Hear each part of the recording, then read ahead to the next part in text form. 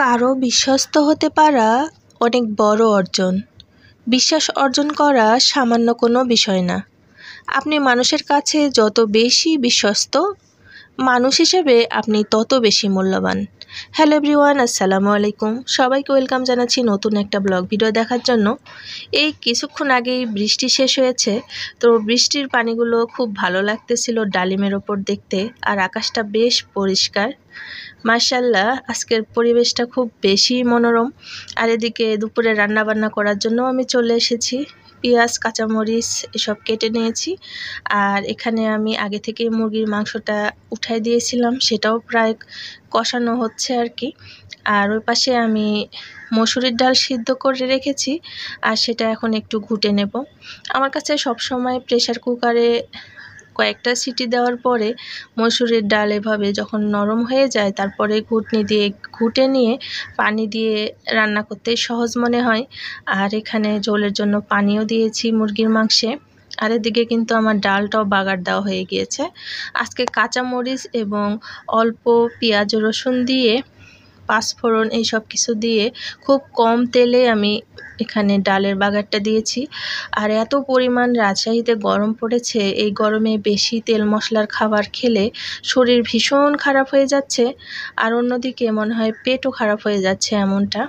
তো এখানে আমি সামান্য জিরা ফোড়ন দিয়ে নিলাম, আর এটাও কাঁচামরিচে ভাজা করব, একটুও শুকনো মরিচের গুঁড়া দিইনি আমি। আর এখন আমি দিয়ে দিয়েছি চাল কুমড়াটা, আর সামান্য লবণ দিয়ে আমি ঢাকনা দিয়ে ঢেকে দিয়েছি। আর এদিকে কিন্তু আমার মুরগি রান্নাটাও হয়ে গিয়েছে, তো এখন নামিয়ে নেব এটা। আর চাল কুমড়াটা ঢাকনা দিয়ে ঢাকার পরে এত পরিমাণের পানি উঠেছে, এ পানিতে এটা ভাজা হয়ে যাচ্ছে আর কি।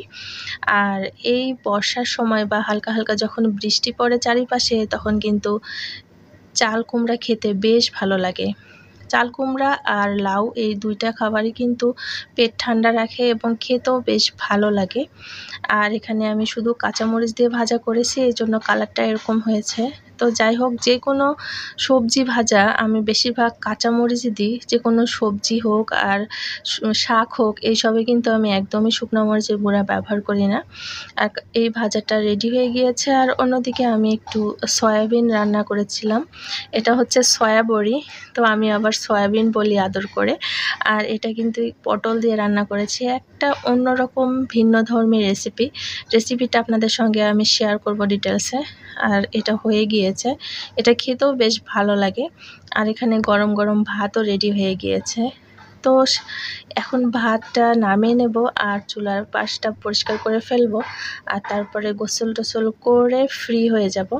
আর টেবিলে সব কিছু রেখেও দিয়েছি। এই পর্যায়টা মনটা বেশ ভালো লাগে, কারণ দুপুরে রান্নাবান্না শেষ হলে মনে হয় বিশাল বড় যুদ্ধ জয় করে ফেললাম। এ পর্যন্ত যারা যারা আমার ব্লগ ভিডিওটা দেখলেন, সবাইকে অনেক অনেক ধন্যবাদ। ইউটিউব থেকে দেখলে আমার চ্যানেলটা সাবস্ক্রাইব করে নেবেন, আর ফেসবুক পেজ থেকে দেখলে ফলো করে নেবেন। ভিডিওটা যদি খুব বেশি ভালো লাগে, তাহলে ফ্রেন্ডস অ্যান্ড ফ্যামিলির সঙ্গে শেয়ার করে নেবেন। আর দেখেন, এক এক করে আমার সব রান্নাই হয়ে গিয়েছে, আর আপনাদের সেটা দেখাচ্ছি। ভালো থাকবেন সবাই, দেখা হবে নতুন কোনো ব্লগে। আসসালামু আলাইকুম।